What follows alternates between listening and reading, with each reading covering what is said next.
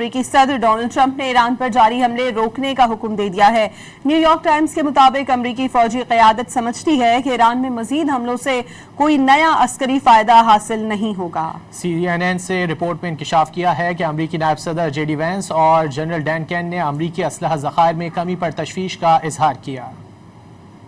امریکی اخبار new York Times اور نیوز ویب سائٹ ایکزیوس کے مطابق صدر ٹرمپ نے ایران پر مسلسل 13 روز سے جاری حملے روکنے کا حکم دیا ہے۔ ایکزیوس کے مطابق ٹرمپ کو ایرانی اہداف پر 14ویں رات بھی فضائی حملوں کا منصوبہ پیش کیا گیا تھا، تاہم ٹرمپ نے امریکی فوج کو حکم دیا کہ ایران پر نئے حملے نہ کریں۔ نیو یارک ٹائمز نے اپنی رپورٹ میں لکھا ہے کہ یہ فیصلہ جمعے کو صدر ٹرمپ، ان کے اعلیٰ مشیروں اور کابینہ کے سینئر ارکان کے درمیان ملاقات میں کیا گیا۔ CNN اور ایسوسیٹڈ پریس نے بھی تصدیق کی کہ ایران پر حملے مؤخر کرنے کا فیصلہ جمعے کو اعلیٰ سطح کی مشاورت کے بعد ہوا۔ امریکی میڈیا رپورٹ کے مطابق صدر ٹرمپ سفارتکاری کو ایک موقع دینا چاہتے ہیں، تاہم یہ واضح نہیں ہے کہ صدر ٹرمپ کا ایران پر حملے روکنے کا حکم وقتی طور پر ہے یا برقرار رہے گا۔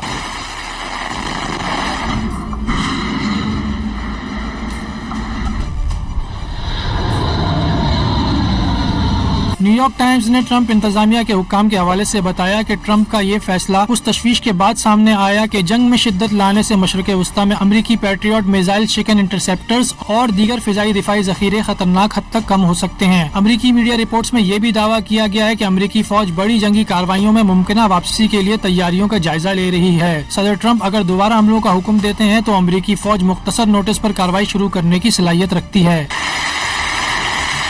CNN کے مطابق امریکی نائب صدر جے ڈی وینس اور جوائنٹ چیفز آف اسٹاف کے چیئرمین جنرل ڈین کین نے ایران کے خلاف جنگ میں مزید شدت آنے اور امریکی اسلحہ ذخائر کے حوالے سے خدشات پر صدر ٹرمپ کو آگاہ کیا۔ ذرائع کے مطابق جنرل ڈین کین نے اجلاس میں خاص طور پر امریکی اسلحہ کے ذخائر میں کمی اور ممکنہ عسکری توسیع کے منفی اثرات سے متعلق خدشات ظاہر کیے۔